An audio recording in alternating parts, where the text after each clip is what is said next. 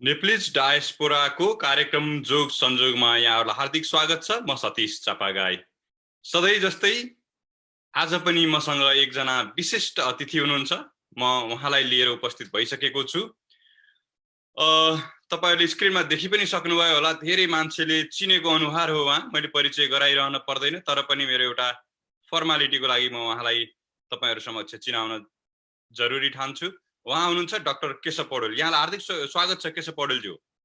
नमस्कार सतीशजी, thank you. म तपाईको थोरै परिचय मेरो दर्शकहरु कोही नयाँ हुनुहुन्छ भने उहाँहरुलाई पनि जानकारीको लागि, डाक्टर केशव पौडेल आफैमा एकजना चिकित्सक हुनुहुन्छ, वरिष्ठ चिकित्सक र अमेरिकाको एउटा प्रतिष्ठित हस्पिटल लभलेस हस्पिटल न्यू मेक्सिको राज्यमा छ अमेरिकाको। त्यहाँको प्रशासनिक प्रमुखको जिम्मेवारी निर्वाह गरिरहनु भएको छ वर्षौंदेखि। एनआरएनए अमेरिकाको 2 पटकसम्म अध्यक्ष भएर सफल कार्यकाल निर्वाह गर्नुभएका एकजना प्रतिष्ठित र सक्रिय सामाजिक अभियन्ता हुनुहुन्छ। नेपालमा पनि नेपालको प्रसिद्ध टिचिङ हस्पिटलमा आफै त्यही डाक्टर पढेर त्यही डाक्टर पेशा गरेर एउटा अनुभव हासिल गर्नुभएका अत्यन्त अनुभवी डाक्टर हुनुहुन्छ। म उहाँको बारेमा थोरै जानकारी दिँदै गर्छु किनभने दर्शकहरु आउने क्रम जारी पनि छ। अमेरिकामा 16 वर्षदेखि बस्नु भएको छ र 8 वर्ष त अहिले अमेरिकाको जहाँ इपी सेन्टर छ कोभिडको न्यूयोर्क, त्यो ठाउँमा बसेर हस्पिटलमै त्यहाँको प्रतिष्ठित हस्पिटलमा काम गरेको अनुभव छ। अत्यन्त अनुभवी एकजना व्यक्तित्व, सामाजिक अभियन्ता, रात दिन यो समाजको लागि खट्ने डाक्टर केशव पौडेल ज्यू, यहाँलाई म फेरि पनि स्वागत गर्छु तपाईलाई। थ्याङ्क यू सतीशजी, अब धेरै नै चाहिँ परिचय गरिदिनु भयो, त्यसका लागि एकदमै आभारी छु। सुरु गरौँ। आज हामी विशेष गरी कोभिड, अमेरिकामा परेको यसको प्रभाव, विश्वभरि कोभिडको प्रभाव, नेपालमा हुन सक्ने सम्भावना के हुँदैछन् र एनआरएन अमेरिकाका प्रसङ्गहरू हामीले जोड्ने छौँ। डाक्टर साहब, हजुरको आजको दिन कसरी बित्यो? काममा जानुभयो भएन? आज म घरमै छु।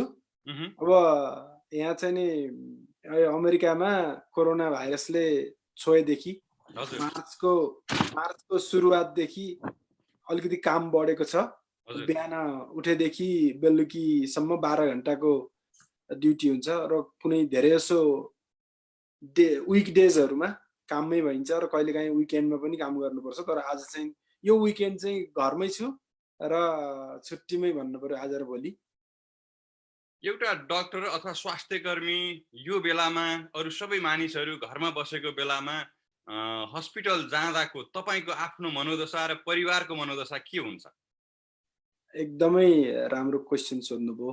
अब डाक्टरहरू पनि एउटा ह्युमन बिइङ हुन्, सामाजिक कार्यमा लागेका हुन्छन् अथवा चाहिँ नि उपचारको काममा लागेका हुन्छन्। तर एउटा सामान्य ह्युमन, एउटा चाहिँ नि मानवमा हुने एउटा साइकोलोजी सबैमा हुन्छ र ममा पनि छ र अरु सबै धेरै थुप्रै साथीहरू जो चाहिँ नि हर दिन बिरामीको सेवामा खटिनु भएको छ, उहाँहरुको पनि छ। र मैले सबैलाई कुरा गर्ने गर्छु, हामीले सम्पूर्ण दाजुभाइ दिदीबहिनीहरुलाई चाहिँ हामी काम गर्छौं, तपाईहरु घर बस्दिनुस्, सोशल डिस्टेन्सिङ मेन्टेन गर्दिनुस्, पन्जा लगाउनुस्, मास्क लगाउनुस्, बाहिर निस्किन कुनै कारणले पर्यो भने भनेर भनेका छौं। तर हामी चाहिँ बिहान उठेपछि 12 घण्टाको ड्युटीको लागि काम गर्न जानुपर्छ। हाम्रो पनि परिवारहरू छन् र परिवारको एउटा मनोविज्ञान के हुन्छ भने उहाँ काममा जानुहुन्छ अथवा काममा गएपछि कति चाहिँ नि कोरोनाका बिरामीहरूसँग चाहिँ नि कन्ट्याक्ट हुन्छ र घरमा त्यो रोग लिएर आउने हो कि भन्ने चाहिँ नि अलिकति त्रास। र घर आइसकेपछि पनि म चाहिँ नि अब सबैले त्यस्तै गर्नुहुन्छ होला जस्तो लाग्छ मलाई। छुट्टै चाहिँ नि बाथरुममा नुहाएर कपडाहरू फेरेर अनि फेरि घरको चाहिँ नि आफ्नो छोराछोरी केटाकेटीहरू अथवा श्रीमतीसँग नजिक जान गाह्रो मान्दै टाढा टाढा बसेर र अब अहिले चाहिँ नि अर्कै छुट्टै कोठामा बसेर फेरि भोलि बिहान कतिखेर हुन्छ अनि त्यस पछाडि काममा जाने, यस्तो किसिमको छ। र एउटा त्यो चाहिँ नि प्रिकसन लिने कुरा भयो। अर्को चाहिँ नि मनमा के हुन्छ त्रास भने, हो मैले त मास्क पनि लगाएको छु, चाहिँ गाउन पनि लगाएको छु, पिपिई पनि लगाएको छु, जुत्ताको खोल पनि लगाएको छु, टाउकोमा चाहिँ नि क्याप ह्याट पनि लगाएको छु, आँखामा चाहिँ नि त्यो गगल्स पनि लगाएको छु। तर कुनै एउटा मेरो कोवर्करले सँगै चाहिँ नि राम्रोसँग गरिदिएन अथवा चाहिँ नजिक आएर चाहिँ नि एक ठाउँमा भाइरस कन्ट्याक्ट भयो, कन्टामिनेट भयो भने त्यो चाहिँ नि म छोएँ भने म पनि चाहिँ नि मैले राम्रो गर्दै पनि मलाई कोरोना लाग्न सक्छ भन्ने एउटा दुईटा किसिमको कुरा भयो क्या। एउटा मेरो आफ्नै पर्सनल कुरा भयो, अर्को चाहिँ नि मेरो फ्यामिली सँग सम्बन्धित कुरा भयो। दुईटा कुरा चाहिँ नि हाम्रो सबै स्वास्थ्य कर्मीहरूको मनमा चलिरहेको हुन्छ यो अहिले पनि। त्यति हुँदाहुँदै पनि मेरो आफ्नो कर्तव्य अथवा स्वास्थ्य कर्मीको एउटा कर्तव्य मैले चाहिँ नि हिपोक्रेटिक ओथ खाएर ल बिरामीहरूको सेवामा लाग्छु भनेर भनेको सम्झिएर हामी चाहिँ सकेसम्म कोसिस गरेर आफू पनि जोगिने र अरूलाई पनि जोगाउने काममा हामी लागेका छौँ। अब तपाईँले बुझिहाल्नुभयो, सामान्य रूपमा हामी सबै मानवहरूको एउटा मनोविज्ञान एउटै हो, तर आफ्नो पेसामा अथवा चाहिँ आफूले त्यो गर्छु भनेर आएको कुरामा पर्दाखेरि यी विभिन्न फसिलाका बावजुद पनि हामी चाहिँ नि लागेका छौँ र अहिलेसम्म जोगिन सफल भएका छौँ भन्नु पर्यो। एकातिर तपाईँ अहिले भनौँ न आफ्नो ड्युटीमा पनि अझ एक्स्ट्रा काम गर्नुपर्ने अवस्था, एक्स्ट्रा ध्यान दिनुपर्ने अवस्था छ, गरिरहनु भएको छ, र अर्कोतिर तपाईँ एउटा 2 वर्ष अमेरिका जस्तो एउटा एनआरएनको शक्तिशाली एउटा देश, एनआरएनहरू धेरै भएको ठाउँमा 2 पटकसम्म अध्यक्ष भएर बस्नुभयो, सफल पनि हुनुभयो, सारा नेपालीहरूले चिन्नुहुन्छ। अब त्यो कामबाट छुटेर आएपछि पनि फेरि तपाईँ सेवामै तल्लीन हुनुपर्छ होइन? एकदमै अघि मैले त्यो भन्न छुटाएछु, त्यो मेरो मात्रै कुरो भएको हुनाले मैले चाहिँ धेरै म जस्तो धेरैको त छैन, तर म जस्ता केही साथीहरू पनि लाग्नु भएको छ। र तपाईँलाई भन्नु पर्दाखेरि हेर्नुहोस्, म त अब पिपी लगाएर गाउन मास्क लगाएर सारा कपडाहरू लगाएर चाहिँ बिरामीको रुममा जाँचिरहेको हुन्छ र यहाँ फोन टिरेर बज्छ अनि यसो हेऱ्यो चाहिँ नि अब कुनै स्वास्थ्यको सल्लाह लिनका लागि अथवा कुनै समस्या परेर फोन गर्नुभएको साथीहरू हुनुहुन्छ, फोन उठाउनु मिल्दैन। त्यसबाट बिरामीको कोठाबाट बाहिर निस्केर आएपछि मैले चाहिँ यस्तो कल मिस गरेँ, को बोल्नु भयो होला भनेर त्यहाँ काममै हुँदा पनि म आफूले चाहिँ नि फोन लिइरहेको छु। र घर आएपछि त मैले त्यो चाहिँ एनआरएन अमेरिकाले गरेको 844 नम्बरको कल आउने बित्तिकै एकदम उत्सुकताका साथ मैले के गर्न सक्छु त्यहाँ भनेर मैले गरिरहेको छु। र मैले त्यसलाई चाहिँ एउटा प्रिभिलेजको रूपमा पनि ल्याएको छु, किनभने सारा नेपाली दाजुभाइ विश्वास गरेर सल्लाह लिन आउनु भएको छ।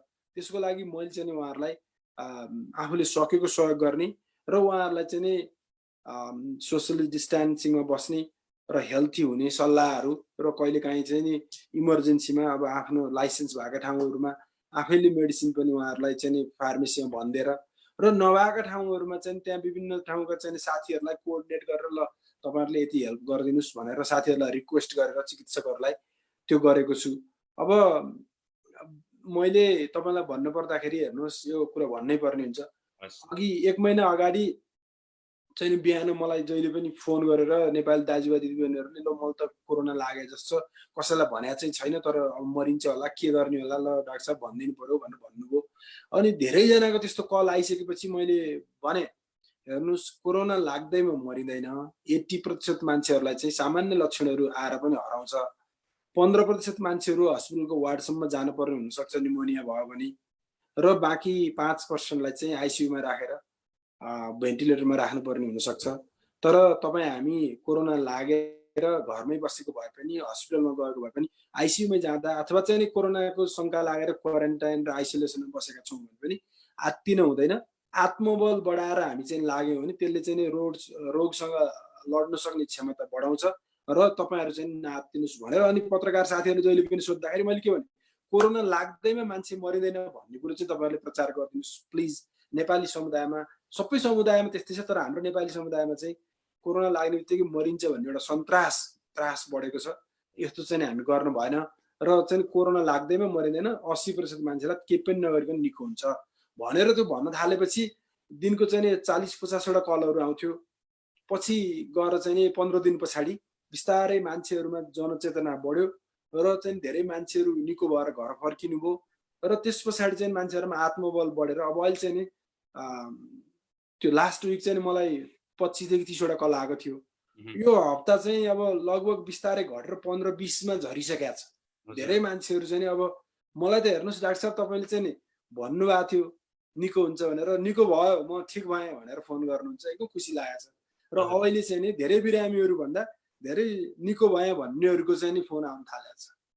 एकदम तपाईँले गरेको कामहरू हामीले तपाईँले नभने पनि योभन्दा बढी अझै हामीले फेसबुकमा देखेका छौँ, जसले सन्चो हुनुभयो।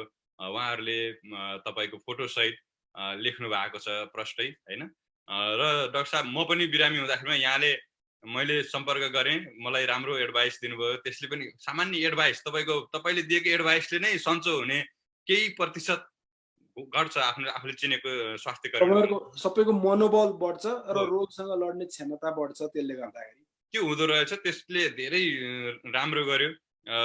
म र तपाईँले पटक पटक फेरि फोन आफैले पनि फोन गरेर बुझ्नुभयो, सायद अरू सबैलाई पनि धेरैलाई त्यही गर्नु भएको छ होला भन्ने मैले सोचेको छु। यहाँको यो सेवापनलाई हामी फेरि एकपटक सलाम गर्न चाहन्छौँ। डाक्टर साहब, यसरी मान्छेहरूले तपाईँको फोटो राखेर होइन, तपाईँले चिनेका नचिनेका मान्छेहरूले तपाईँलाई धन्यवाद दिइरहँदा एउटा मनमा के चिज आउँछ, के सोच्नुहुन्छ? होइन, मैले तपाईँलाई भन्न पर्ने कुरा के छ भने सतीशजी, अब मैले चाहिँ यो निस्वार्थ भावनाले काम गरेको हेर्नुहोस्। हजुर।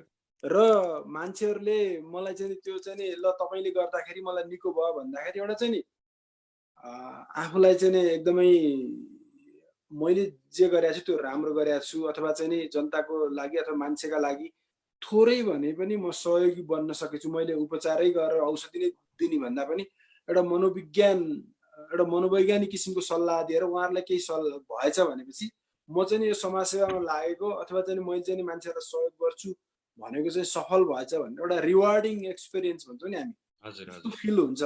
र कति मान्छेहरूले त अझै चाहिँ बढाइ चढाइ गरेर विशेषण लगाएर भन्नुहुन्छ, अनि मैले अनि त्यस्तो मैले केही गरेको छैन। हेर्नुहोस्, तपाईँहरूलाई मैले सक्ने एउटा सल्लाह मात्रै दिए हो र तपाईँहरूको मनोबल बढाउन कोसिस गरे हो। र कोही साथीहरूको इमर्जेन्सी भयो भने एक दुई ठाउँमा दुई चारवटा औषधि पनि मैले फार्मेसीलाई भन्दै थियो, अरू कुरो केही गरेको छैन। हेर्नुहोस्, त्यो तपाईँकै आफ्नै क्षमताले आफ्नै चाहिँ नि हामी चाहिँ अब नेपाली भएको हुनाले कर्ममा पनि अलिकति विश्वास गर्ने र तपाईँकै आफ्नै कारणले भएको। हेर्नुहोस्, मैले त तपाईँलाई यसो सहयोग मात्रै गरिदिएको हो, खासै के होइन, यसमा ठुलो कुरो केही छैन भनेर भन्छु। तर आफूलाई भित्र चाहिँ के हुन्छ, एउटा सेटिस्फ्याक्सन, सेन्स अफ सेटिस्फ्याक्सन हुन्छ नि, सन्तुष्टि चाहिँ प्राप्त हुन्छ। र चाहिँ नि जो मान्छेहरूले चाहिँ नि एक किसिमको त्यो चाहिँ नि रिटर्न जस्तो, रिवार्ड जस्तो, मतलब थ्याङ्क यू भन्नुहुन्छ नि, त्यो भन्दाखेरि चाहिँ आई गेट इन्सपायर्ड है। एकदम मलाई अझै काम गर्ने प्रेरणा मिल्छ। मैले यसैका लागि गरे हो र मैले चाहिँ गर्न सक्छु भन्ने मलाई चाहिँ आत्मबल पनि बढेर आउँछ। र I am inspired every day from every individuals कल। तपाईँको चाहिँ यो कार्यक्रमभन्दा 5 मिनट अगाडि पनि एकजना चाहिँ नेपालीले फोन गर्नुभयो र अनि मलाई यस्तो यस्तो समस्या परेछ भन्नुभयो। मैले चाहिँ म अब मिटिङमा जान लाग्छु छु, तपाईँको कुरा चाहिँ मैले बुझेँ, खासै त्यस्तो समस्या छैन, तर तपाईँलाई चाहिँ फेरि म सल्लाह दिन सक्छु, यो मिटिङ पछाडि गर्नुभयो भने पनि हुन्छ अथवा भोलि गर्नुभयो भने पनि वी क्यान टक अगेन भनेर भनेको छु। त्योभन्दा अगाडि थुप्रै मान्छेहरूलाई भने आफूले सकेको गर्ने हो र आफ्नो समय चाहिँ थोरै मात्रै भने पनि उहाँहरूलाई दिन कोसिस गरे हो। र खासै ठुलो कुरा चाहिँ होइन, आफ्नै कर्तव्य नै ठानेर काम गरेको छु। तर उहाँहरूले एप्रिसिएट गर्दाखेरि खुसी पनि लाग्छ। उहाँहरूलाई निको हुँदाखेरि आफूलाई चाहिँ नि ल है मैले गरेको काम चाहिँ सफल भयो भन्ने लाग्छ। यो प्रश्न मैले गर्नुको अगाडि पछाडिको तात्पर्य छ, तपाईँ जस्तै अरू डाक्टरहरूले पनि यसै गरी गरिदिनु भयो भने उहाँहरूले पनि त्यो फिल गर्ने अवसर पाउनुहुनेछ र उहाँहरूलाई पनि प्रेरणा होस्। अनुकरणीय व्यक्तित्वबाट उहाँहरूले धेरै कुरा सिक्न सक्नुहुन्छ। तपाईँ एउटा लिजेन्ड हुनुहुन्छ र तपाईँले गरेका कामहरू उहाँ नयाँ डाक्टर साहबहरूले पनि सिक्न पाउनुहोस्। र नेपाली कम्युनिटी संसारभर छ, नेपालमा पनि अहिले कोरोना फैलिँदैछ। यो अवस्थामा त्यहाँका डाक्टरहरूले पनि आफ्ना पेसेन्टहरू अथवा नचिनेका मानिसहरू पनि फोन उठाएर उहाँलाई एडभाइस गर्न सक्नुहोस्। सायद तपाईँको उत्तरले उहाँहरूले त्यो कुरा मनन गर्नुभयो। होइन सतीशजी, मैले यसमा अलिकति एड गरिहालेँ। मैले 2015 सालमा पनि नेपालमा भूकम्प जाँदाखेरि हामी चाहिँ नि भूकम्प गएको तेस्रो दिन नेपाल पुग्यौँ र सारा ठाउँमा हामीले काम गऱ्यौँ। अमेरिकाकै एनआरएनकै चाहिँ म चाहिँ भर्खर इलेक्टेड भएको थिएँ, ह्यान्डओभर पनि ल्याएको थिइनँ। र चाहिँ नि हामी एउटा टिम बनाएर गएपछि त्यो बेलामा पनि मान्छेहरूको उत्साह थियो आफ्नो मातृभूमिमा, आफ्नो जन्मिएको देशमा केही गरौँ भनेर। र मान्छेहरू स्वतस्फूर्त रूपमा आउनुभयो र गर्नुभयो। त्यो बेलामा अब किनभने नेपालमा समस्या पर्या भएर नेपालमै जान सक्नु भएन। कति नेपाली दाजुभाइ दिदीबहिनीहरू जो चाहिँ यहाँ हुनुहुन्थ्यो उहाँहरूले के भन्नुभयो भने मेरो चाहिँ जबको कारणले अथवा मेरो फ्यामिलीको कारणले मैले जान सकिनँ, तर अरू बेलामा पर्यो भने म सहयोग गर्न चाहन्छु भन्नुभएको थियो। र अहिले चाहिँ यो बेलामा चाहिँ कोरोनाको बेलामा चाहिँ थुप्रै धेरै नेपाली चाहिँ चिकित्सकहरूले, स्वास्थ्य कर्मीहरूले विभिन्न किसिमका लाइभ प्रोग्रामहरू र विभिन्न किसिमका कार्यक्रमहरू गरेर सहयोग गर्नुभएको छ। र मलाई जहाँसम्म लाग्छ यो क्रम अझै बढ्नेछ र तपाईँ हामी जस्तै धेरै साथीहरूले चाहिँ नि गरेको देखेर एभ्रिवान इज इन्स्पायर्ड र उहाँहरूले गरेको कामबाट म इन्स्पायर भएको छु, मैले गरेकोबाट उहाँहरू इन्स्पायर्ड हुनुभएको छ। एकअर्काको कामबाट हामी सिकेका छौँ र अहिले चाहिँ मलाई जहाँसम्म लाग्छ नेपाली समुदायमा स्वास्थ्य कर्मीहरू, स्वास्थ्यसँग सम्बन्धित विज्ञहरूले अथवा अरू सामाजिक अभियन्ताहरूले धेरै नै सहयोग गर्नुभएको छ र यो क्रम अझै बढ्छ र हामी नेपाली कम्युनिटी युनाइटेड हुँदै गइरहेका छौँ भन्ने मलाई लागेको छ। हस्, हामी यस विषयमा अझै पनि आउँछौँ। र अब अहिले विशेष गरी कोरोना अथवा कोभिड-19 कै बारेमा हामी चर्चा गर्दैछौँ। डाक्टर साहब हामीसँग हुनुहुन्छ। हामीले किन यो समयलाई सदुपयोग नगर्ने भन्ने मलाई लागिरहेछ। कोभिड आफैमा के हो, कोरोना भनेको के हो, यो भाइरसको बारेमा भनिदिनुहोस् न एकदम छोटकरीमा सबैले बुझ्ने गरी। एकदम अब कोभिड भन्ने नाम चाहिँ CO भनेर कोरोना भनेर चाहिँ नि त्यसबाट राखेको छ। VI भनेको भाइरस। अनि कोरोना भाइरस 2019 भने 2009 मा चाहिँ चाइनामा पत्ता लागेको हुनाले कोभिड-19 भनेर राखिएको हो। अब यसको चाहिँ नि ग्रिक भाषामा चाहिँ मिनिङ के छ भने यो भाइरस चाहिँ देख्दाखेरि क्राउन जस्तो छ, हाम्रो चाहिँ नि श्रीपेज जस्तो भनौँ न एक किसिमले, मुकुट भन्छौँ हैन, मुकुट भनौँ हैन, त्यस्तो किसिमको छ। र तपाईँले कुरा उठाइहाल्नुभयो, एउटा पिक्चर पनि म देखाउँ कि तपाईँलाई चाहिँ नि मिल्छ भने सेयर गर्न मिल्छ भने सेयर गर्न मिल्छ। हुन्छ, तपाईँ खोज्दै गर्नुहोस्। म मेरो दर्शकहरूलाई भन्न चाहन्छु अहिलेतिर हामी कार्यक्रम संजोगमा छौँ। डाक्टर केशव पौडेल मसँग हुन्छ। हेर्नुहोस् यसको पिक्चर यस्तो हुन्छ। हजुर हजुर। कोरोना भाइरस चाहिँ यो हेर्नुहोस्, तपाईँले हेर्दाखेरि रातो उहरू छ नि, यो चाहिँ प्रोटिन हो। यो सेतो चिज चाहिँ यसको फ्याट हो, चाहिँ लिपिड क्याप्सुल भन्छौँ हामी होइन। यो व्हाइट र यो चाहिँ रातो चाहिँ यो चिजहरू चाहिँ एउटा श्रीपेज जस्तो चाहिँ एउटा आर्किटेक्चर बनाएको छ। र यसले चाहिँ यो रातो चिजले चाहिँ गएर हाम्रो शरीरमा म्युकस मेम्ब्रेन भन्छौँ, नाकमा, मुखमा अथवा आँखामा, त्यसले गएर समाउँछ। समाउने हातहरू हुन्थ्यो प्रोटिनहरू त्यो चाहिँ भाइरसको, र त्यहाँ गएर बसेपछि यसले काम गर्छ। त्यही भएर यसलाई चाहिँ कोरोना भाइरस भन्ने कारण चाहिँ यही हो। यसलाई चाहिँ मैले यो पिक्चर हामी धेरै पटक हेरेका छौँ। यसलाई आँखालाई एकदम राम्रो छ, यो कस्तो राम्रो देखिन्छ होइन। मनलाई चाहिँ डाङ्गै हान्छ यसले। मनभित्र अलि तरङ्ग उत्पन्न गराउँछ र डर लाग्छ। तर यो चाहिँ कोरोना भाइरस चाहिँ वुहानमा चाइनामा चाहिँ नि 2019 को एन्डतिर भाइरसको डिजिजहरू देखियो र के रहेछ भनेर पत्ता लगाउँदाखेरि चाहिँ डिसेम्बर 2019 मा पत्ता लागेको हुनाले WHO ले चाहिँ जनवरी 2020 मा यसको नामाकरण गरेको कोरोना भाइरस कोभिड-19 भनेर। हजुरसँग सोध्नुपर्ने धेरै प्रश्नहरू छन् मसँग, म भ्याउँदिनँ। अब यहाँ धेरै साथीहरूका पनि हेरेको हामीलाई म्यासेज आइरहेको छ। म आज कसैको पनि त्यो पढ्न चाहिँ सायद भ्याउँदिनँ। हामी पछि पढ्छौँ र तपाईँलाई दिनै पर्ने उत्तर भयो हामी पछि दिन्छौँ, डाक्टर साहबले दिनुहुनेछ। यो विशेष गरी हामीलाई कसरी लाग्छ भन्दै गर्दाखेरिमा रगतबाट, शारीरिक सम्पर्कबाट र गर्भवती आमाबाट बच्चामासम्म अहिलेसम्म सरेको प्रमाण छैन। अरू कसरी सर्छ? होइन, अब तपाईँले आधा क्वेसनको उत्तर त भनिदिइहाल्नुभयो होइन। अब यो कसरी सर्छ भन्दाखेरि यो चाहिँ मुख्य रूपमा अप्पर रेस्पिरेटरी सेक्रेसन्स भन्छौँ हामी, मुखबाट, थुकको छिटाहरूबाट अथवा नाकबाट। अब तपाईँले चाहिँ हाच्छिउ गर्दा अथवा चाहिँ बोल्दा त्यो उसमा चाहिँ भाइरस आउँछ, त्यसलाई ड्रपलेट भन्छौँ हामी। हामीले आँखाले देखिने अथवा नदेखिने चाहिँ थुक्का छिटाहरू अथवा चाहिँ सिँगानका चाहिँ टुक्राहरू यो हामीले चाहिँ हाच्छिउ गर्दा अथवा चाहिँ बोल्दा यो आउँछ नि, त्यसबाट चाहिँ सामान्य भाइरस चाहिँ त्यस्तोमा चाहिँ एकदम स्पिडमा जान्छ र त्यसले चाहिँ 6 फिटको डिस्टेन्ससम्म चाहिँ गएर चाहिँ बाँच्न सक्छ। र त्यही भएर हामी 6 फिटको डिस्टेन्सको सामाजिक डिस्टेन्स गरौँ, सोसल डिस्टेन्सिङ भनेको छौँ नि। 6 फिटसम्म यो चाहिँ तपाईँले स्निज गर्नु अथवा बोल्नुभयो अथवा छिटा गयो थुक्को भने त्यो बेलामा चाहिँ जान सक्ने भयो। मुख्य चाहिँ यसको सर्ने तरिका चाहिँ त्यही हो।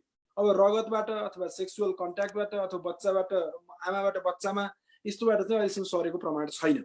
यसको मुख्य कुरा भनेको चाहिँ मान्छे फिजिकल्ली कन्ट्याक्ट हुने अथवा खोकेको बेलामा अगाडि पर्ने अथवा चाहिँ हाच्छिउ गरेको बेलामा अगाडि पर्ने अथवा बोलेको बेलामा अगाडि पर्ने गरेर 6 फिटको दूरीसम्म भयो भने चाहिँ यसले सार्न सक्छ।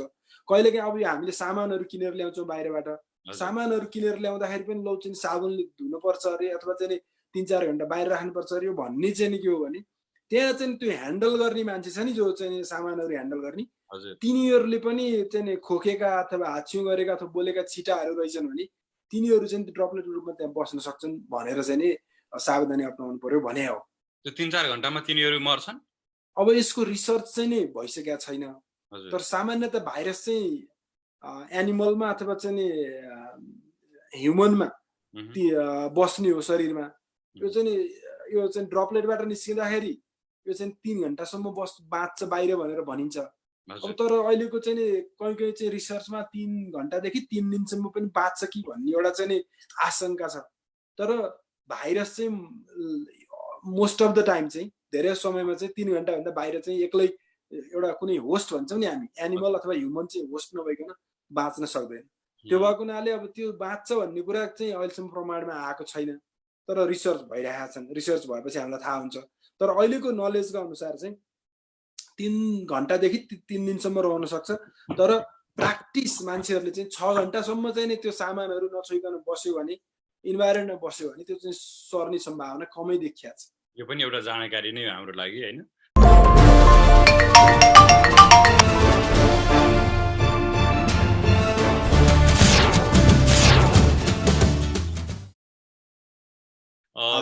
अब हामी डाइरेक्ट यसका लक्षणहरूतिर जाउँ, किनभने धेरै मान्छेहरू तपाईँलाई सायद अहिले भन्नुभएको थियो एउटा फोन आयो भनेर, मलाई पनि आएको थियो। मैले हजुरको नम्बर दिएको थिएँ आज मेरील्यान्डबाट एकजना साथीलाई। वास्तवमा यो लक्षणहरूको बारेमा भनिदिनुहोस् न डाक्टर साहब। एकदमै तपाईँलाई थाहा भनिहालेँ मैले, डिसेम्बरमा मात्र यो डिजिज चाहिँ चाइनामा सुरु भएको, अमेरिकामा चाहिँ नि अब जनवरीको एन्डतिर सुरु भएको। हजुर।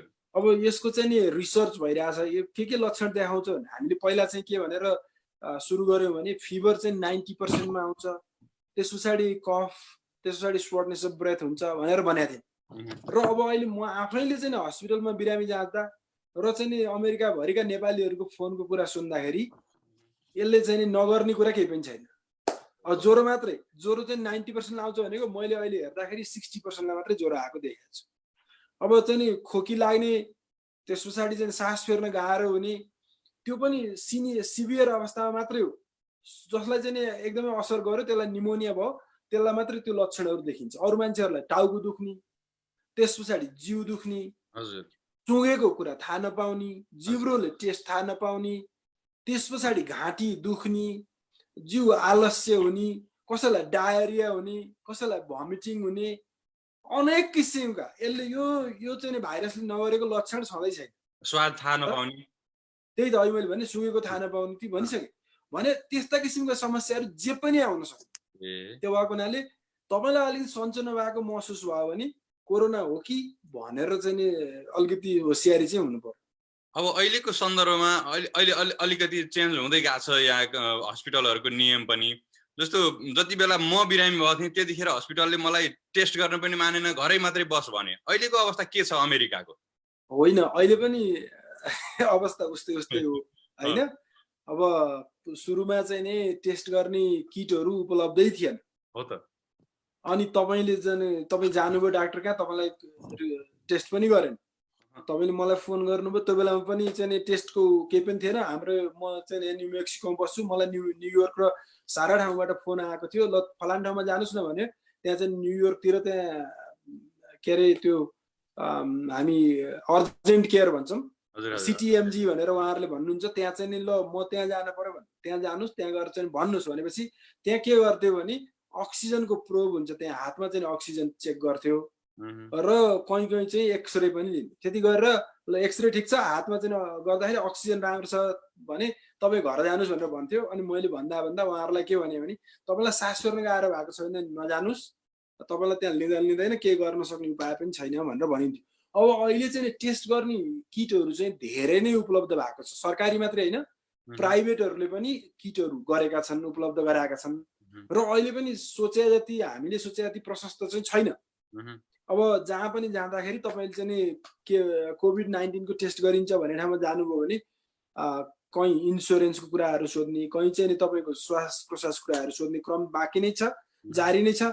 अब अहिले तपाईँलाई भन्नुहुन्छ मेरो हस्पिटलमा यहाँ हामीले चाहिँ अस्ति 3 दिन अगाडिसम्म सबै मान्छेलाई दिने भन्यो सरकारले र चाहिँ नि दिनको चाहिँ नि 500 देखि 600 सम्म चाहिँ टेस्ट गरे 2-3 दिनसम्म। त्यसपछि फेरि त्यो बिल सबमिट भयो सारा भयो अनि इन्स्योरेन्स कम्पनीले oh it's too much we cannot do it भन्यो। भनेपछि यो चाहिँ नि अमेरिकामा हेल्थ केयर चाहिँ सरकारले मात्र होइन इन्स्योरेन्स कम्पनीले पनि ड्राइभ गर्छ। इन्स्योरेन्स कम्पनीले धेरै ड्राइभ गर्ने भएको हुनाले यही इमर्जेन्सी सिचुएसनमा पनि हामीले सोचे जति टेस्टहरू उपलब्ध छैन। तर पहिलाको तुलनामा अहिले चाहिँ धेरै बढी छ र प्रशस्त ठाउँहरूमा यो हुन्छ।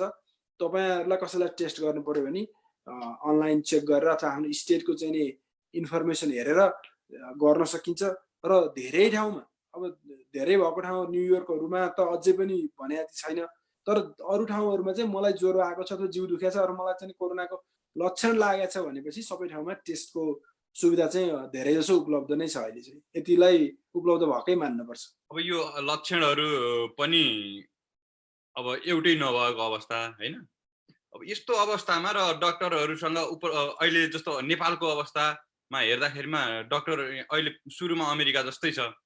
यस्तोमा तपाई के सल्लाह दिन चाहनुहुन्छ सबैलाई? अझै अमेरिकामा पनि धेरै ठाउँमा त्यस्तै छ कि कसरी बस्ने उहाँहरु सामान्य अहिले भन्नुभयो नि हामीलाई डाक्टरहरुलाई चाहिँ अल्मलिएको अवस्थामा होइन। अब सबै मान्छेहरू अब मैले धेरैचोटि भनिसकेको छु। पहिलो कुरा हामीले कोरोना लाग्दै मर्दैन भन्ने।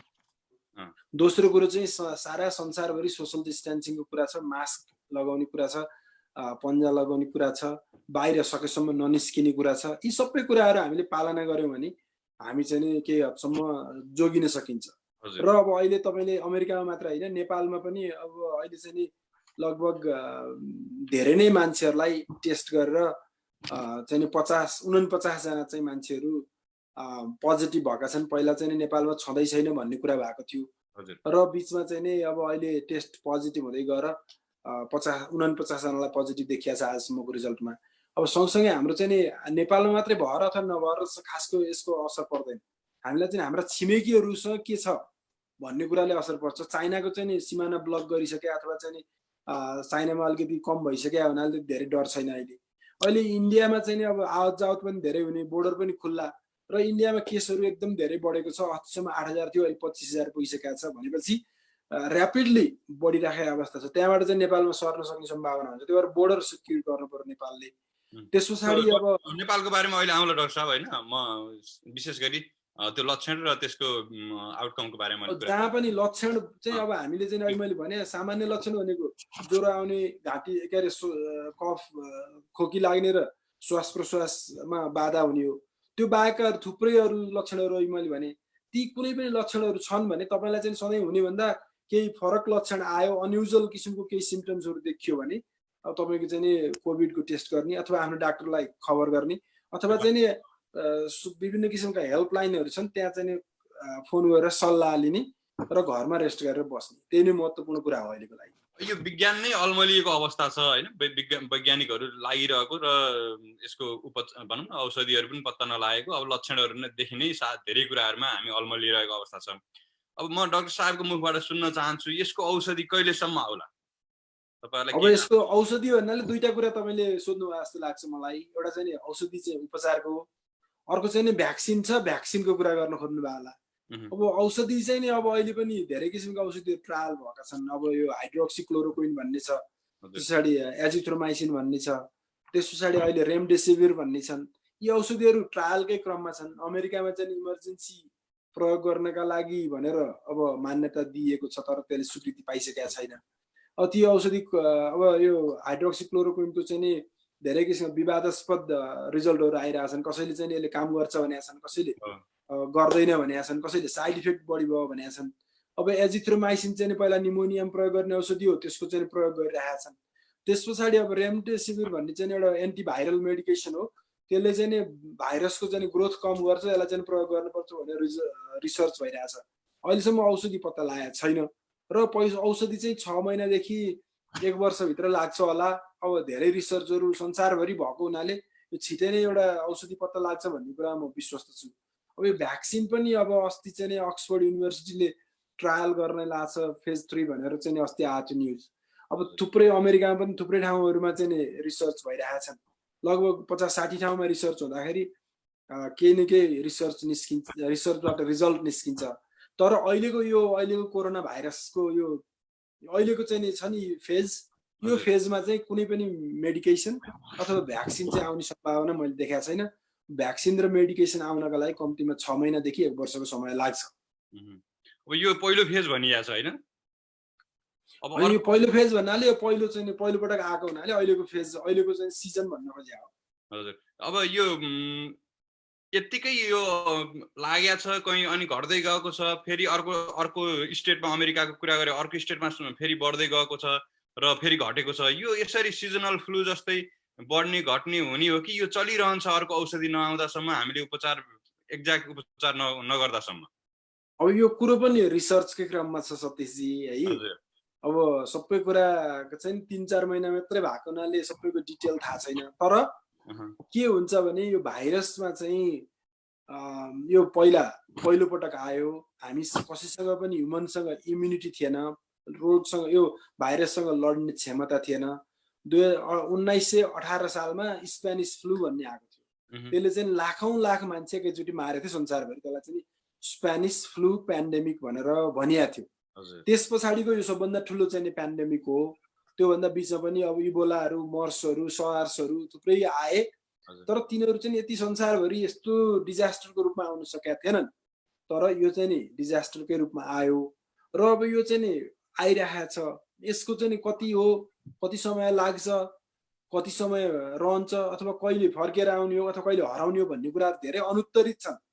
तर भाइरसले के गर्छ त भन्दाखेरि एकखेर आक्रमण गरेपछि हाम्रो शरीरले चाहिँ त्यसको विरुद्धमा एन्टिबडी निकाल्छ। त्यसलाई चाहिँ प्रतिरोधात्मक क्षमता एन्टिबडी भन्छौँ। र त्यो एकखेर त्यो चाहिँ नि भाइरसको विरुद्धमा एन्टिबडी प्राप्त भएपछि फेरि त्यही भाइरस, त्यही जातको चाहिँ भाइरस अथवा त्यस्तै किसिमको त्यही क्याटेगोरीको भाइरस लाग्ने सम्भावना चाहिँ कम हुन्छ। अब जस्तो फ्लूमा तपाईँले वर्षैपछि हामीले चाहिँ भ्याक्सिन दिन्छौँ। किन त भन्दा त्यो भाइरस चाहिँ वर्षैपछि म्युटेसन भएर आउँछ, त्यसको पुच्छर चेन्ज भएर आउँछ। जहिले पनि प्रत्येक वर्ष त्यसले पुच्छर चेन्ज गर्छ र औषधि पनि त्यही अनुसार चेन्ज गर्नुपर्छ। र अब अहिले यो भाइरस पनि त्यसरी नै नआउला भन्न सकिन्न। तर यही भाइरस रहिरह्यो भने चाहिँ सामान्यतया भाइरस अथवा ब्याक्टेरियाहरूको डिजिजमा के हुन्छ भने 50% भन्दा बढी पपुलेसनलाई लागिसकेपछि ती मान्छेहरू, बाँचेका मान्छेहरूले चाहिँ एन्टिबडी निकाल्छन्। र त्यो बाँचेका पहिला नलागेकाहरू पनि होइन, मैले भन्दैछु जसलाई लागेको छ 50% मान्छेहरू लागेपछि त्यो 50% मान्छेहरूले चाहिँ एन्टिबडी शरीरमा राख्छन् र त्यही कारणले अरू बाँकी चाहिँ 50% त्योभन्दा कम मान्छेहरूलाई त्यसले चाहिँ जोगाउँछ भन्ने एउटा कन्सेप्ट छ। त्यसलाई चाहिँ हर्ड इम्युनिटी भन्छ। त्यो हुनाले 50% मान्छेहरूलाई अब न्युयोर्क अरू ठुलो ठाउँहरूमा लागिसक्यो। अब अरू ठाउँहरू पनि बिस्तारै त्यो 50%को लेभलमा पुग्यो भने त्यसले चाहिँ कम्युनिटीमा एउटा हर्ड इम्युनिटी निकाल्छ कि भन्ने एउटा चाहिँ आश छ। र त्यसको आधारमा अब न्युयोर्कहरूमा अथवा अमेरिकाको विभिन्न ठाउँहरूमा केस लोड चाहिँ बिस्तारै कम हुँदै गएको छ। अब डेथ रेटहरू पनि पहिलाभन्दा अब 3100सम्म पुगेको थियो। अब अहिले 2200 को लेभलमा छ भनेपछि घट्दैछ। हस्पिटल जाने क्रम त डेफिनेटली कम भएको छ अमेरिकाभरि, तर मर्ने क्रम अझै धेरै नै छ। तर यो पनि डाउनवर्ड ट्रेन्डमा गएको हुनाले अब यो चाहिँ नि 15-20 दिन अथवा 2-3 हप्तामा यो चाहिँ नि सिग्निफिकेन्टली कम हुन्छ भन्ने धेरै मान्छेहरूले विश्वास गरेका छन् र मलाई पनि त्यो विश्वास लागेको छ। र नाप्तिनका लागि म सबै चाहिँ दाजुभाइ दिदीबहिनीहरूलाई अनुरोध गर्न चाहन्छु, अब 2-3 हप्ता पछाडि यो चाहिँ कम हुन्छ कि भन्ने आश छ सबैलाई। हजुर, यसैमा मेरो पूरक प्रश्न छ। अहिले मलाई एकजना साथीले मलाई अघि पठाउनु भएको थियो, एकपटक भइसकेकोलाई हुँदैन भन्ने एउटा जनविश्वास छ, एउटा हल्ला छ। अनि होइन, त्यो मान्छेलाई फेरि पनि अट्याक हुन सक्छ होइन, त्यसलाई के रिफ्लेक्सन अट्याक, रिइन्फेक्सन हुन्छ भनेर पनि भनिन्छ। के हो यसको एक्ज्याक्ट कुरा? होइन, अब यो रिसर्चमा नै भएको कुरा पर्यो यो पनि होइन, सबै कुरा अनुत्तरित छ मैले भने।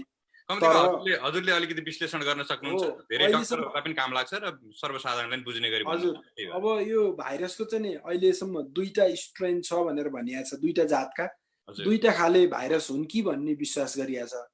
ती 2टा मध्ये एउटालाई लाग्यो भने त्यो चाहिँ इम्युनिटी प्राप्त भएपछि त्यो चाहिँ लाग्दैन। 99% चाहिँ रिसर्चको आधारमा त्यो चाहिँ भन्न सकिन्छ। हजुर तर त्यो दुईटा स्ट्रेन मध्ये तपाईँलाई चाहिँ ए भन्ने लागेको रहेछ तर पछि बी भन्ने लाग्न सक्ने सम्भावना चाहिँ छ है। तर युजली त्यो हुँदैन र 99 अहिलेको परिस्थितिमा 99% हामी के भन्न सक्छौँ भने एकफेर लागेपछि दोस्रो चाहिँ पटक यही भाइरस चाहिँ लाग्दैन भनेर चाहिँ विश्वास गरिएको छ। तर सिडिसीले अमेरिकाको चाहिँ सबभन्दा ठुलो भनेको centre for disease control and prevention भन्छौँ, त्यसले पनि 100% चाहिँ यो लाग्दैन भनेर भन्न सकेका चाहिँ छैन। त्यही भएर देयर इज 1% डाउट होइन, लाग्ने सक्ने सम्भावना भए पनि तर यो चाहिँ 1% मात्रै अथवा कम भएको हुनाले हामी लाग्दैन भनेर अहिले विश्वास गर्दाखेरि राम्रो हुन्छ होला भन्ने मलाई लाग्छ। एकदम राम्रो राम्रो शुभ समाचार दिनुभयो जसलाई भइसकेको छ उहाँहरू, नत्र पनि धेरै धेरै ठुलो पपुलेसन डराएर पनि बसिरहेको अवस्था थियो। हजुर अब हामी यसको यो पेन्डामिक जुन फैलिरहेको छ नि, चाइना त्यहाँ वुहान राज्यमा वुहान भन्ने ठाउँमा भयो, चाइनाले एकदम सुरुमा त्यो फेस गर्यो र उसले त्यहीँबाट त्यसलाई समाप्त गरेर छोडिदियो। जबकि त्यतिखेर परीक्षण पनि थिएन, केही थाहा थिएन कसैलाई, चाइनाले आफै त्यसलाई ट्रायल गर्यो र सफल भयो। तर त्यसपछि फैलिएका संसारभरि फैलिएको छ, किन अरू देशले चाइनाबाट सिक्न सकेनन् वा चाहेनन्, के भएको डाक्टर साहब यो? अब अनेस्टली भन्नु पर्दाखेरि हामी अमेरिकामा छौँ। अब चाइनामा डिजिज भइन्जेल अमेरिकामा चाहिँ धेरै अमेरिकाका चाहिँ सत्ताका मान्छेहरू यो चाहिँ नि गर्मी लगाएपछि गइहाल्छ, यसो धेरै ठुलो छैन, यो रुगाखोकी जस्तै हो भन्ने किसिमको अलिकति थोरै नेग्लिजेन्सी चाहिँ भएको हो र त्यो बेलामा स्लो डाउन भएको। त्यही बेलामा अमेरिकामा चाहिँ नि अब त्यो आउन सक्छ भनेर हामीले एन्टिसिपेट गर्ने भन्छौँ क्या, गेस गरेर काम गरेको भए त्यो बेलामा धेरै प्रगतिहरू हुन सक्थ्यो, पहिलो कुरो।